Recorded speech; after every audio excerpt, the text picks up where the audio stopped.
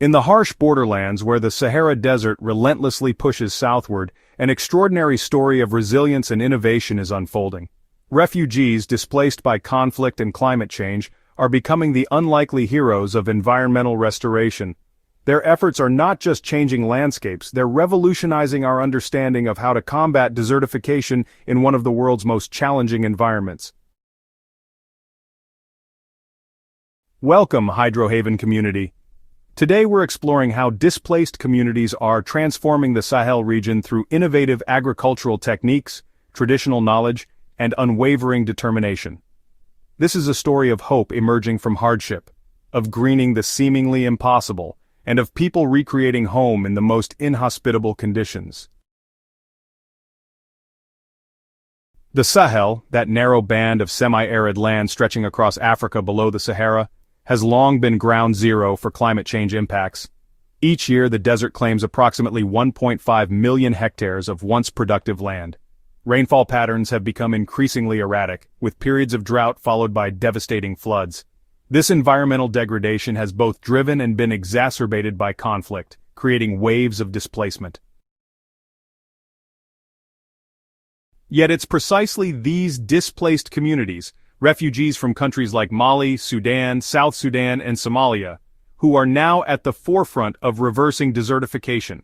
Having experienced firsthand the devastating impacts of environmental collapse, they bring a unique urgency and perspective to restoration efforts. What makes refugee-led greening initiatives particularly powerful is their blend of traditional ecological knowledge with contemporary techniques. Many refugees come from agricultural backgrounds, carrying generations of expertise about local ecosystems. In northern Chad's refugee settlements, Sudanese farmers have introduced zai pits, an ancient farming technique originating in Burkina Faso. These hand-dug depressions, typically 20 to 30 centimeters wide and 10 to 15 centimeters deep, capture precious rainwater and concentrate compost. By creating microenvironments of moisture and nutrients, zai pits allow crops to thrive even with minimal rainfall. Meanwhile, in Niger's Difa region, Nigerian refugees have adapted the traditional half-moon technique, also known as demi-lunes. These semicircular earthen berms slow water runoff, creating pockets where trees and crops can establish themselves. What's remarkable is how refugees have modified these techniques for the specific soil conditions and available resources in their new homes. Perhaps the most ambitious anti-desertification project in human history, the Great Green Wall Initiative aims to restore 100 million hectares of degraded land across Africa by 2030.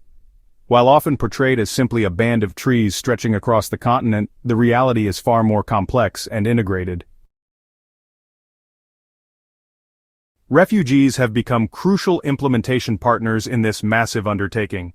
In eastern Senegal, Mauritanian refugees work alongside local communities in tree planting initiatives that prioritize drought-resistant native species like Acacia senegal, which produces valuable gum arabic, and the moringa tree, a nutritional powerhouse. What distinguishes refugee-led efforts is their emphasis on economic viability alongside environmental restoration. Trees are selected not just for their ecological functions but for their ability to provide sustained income through fruits, medicines, fodder, and other products. In environments where water is the limiting factor for all life, refugee communities have become remarkable water innovators. In Mauritania's Mbera camp, Malian refugees have pioneered low-tech but highly effective water harvesting systems. Rooftop catchments on community buildings feed into underground storage tanks, while networks of gentle berms and channels direct precious rainwater to agricultural plots rather than allowing it to evaporate. Perhaps most impressively, refugees in Chad's Kasoni camp have developed watermelon farming, a technique where watermelons serve dual purposes. The fruits provide nutrition and income, while their extensive root systems help stabilize soil and improve its structure, making it more receptive to future planting. The reuse of greywater has become another hallmark of refugee agricultural innovation. Simple filtration systems using locally available materials allow water from washing to be safely used in tree nurseries and household gardens.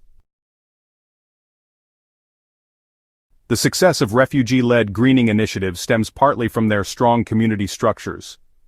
Forced displacement, while traumatic, often creates opportunities to reimagine social organization.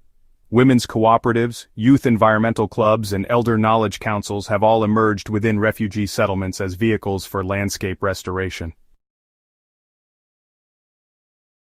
In Uganda's Bidi settlement, one of the world's largest refugee camps, South Sudanese refugees have established community nurseries that produce over 100,000 tree seedlings annually.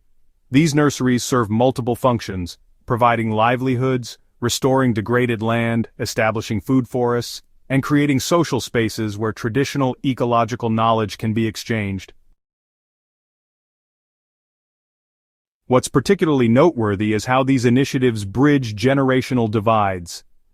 Elders share traditional farming techniques while younger refugees adapt these practices through digital resources and connections with global restoration networks. At the heart of most refugee-led greening efforts is agroforestry, the integration of trees and shrubs with crop and livestock systems. This approach mimics natural ecosystems while producing food, fodder, fuel, and income. In Ethiopia's Dalo Ado camps, Somali refugees have developed remarkably productive multi-layered systems. Drought-resistant acacia trees provide shade for moringa and papaya, which in turn shelter peppers, tomatoes, and other vegetables. Leguminous plants fix nitrogen, improving soil fertility, while strategic placement of beehives enhances pollination and provides honey. These systems demonstrate remarkable resilience to climate extremes. During drought periods, deeper-rooted trees continue producing even when annual crops fail. During floods, the enhanced soil structure absorbs excess water, reducing erosion. Perhaps the most transformative aspect of refugee agricultural initiatives is their role in shifting from dependence on food aid toward food sovereignty. In Chad's Gozbeta region, Sudanese refugees now produce over 60% of their settlement's food needs through restored agricultural lands. Seed sovereignty has emerged as a particularly important dimension. Refugee seed-saving networks preserve drought-resistant varieties of sorghum, millet, and indigenous vegetables that often outperform commercial seeds in harsh conditions. These networks also serve as repositories of cultural heritage, maintaining connections to homelands through the preservation of traditional crops. Market gardens managed by women's cooperatives have proven especially successful. These intensively cultivated plots produce high-value vegetables and herbs, generating income while diversifying diets in settlements where malnutrition remains a challenge. What began as survival strategies within refugee settlements is increasingly influencing broader landscape management. In eastern Sudan, techniques pioneered by Eritrean refugees in Shagarab camps have been adopted by local farmers across tens of thousands of hectares. The establishment of green corridors connecting restored areas has emerged as a particularly promising approach. These corridors not only combat fragmentation of habitats but create biological pathways that enhance seed dispersal, pollinator movement, and wildlife migration. The success of these approaches has attracted international attention.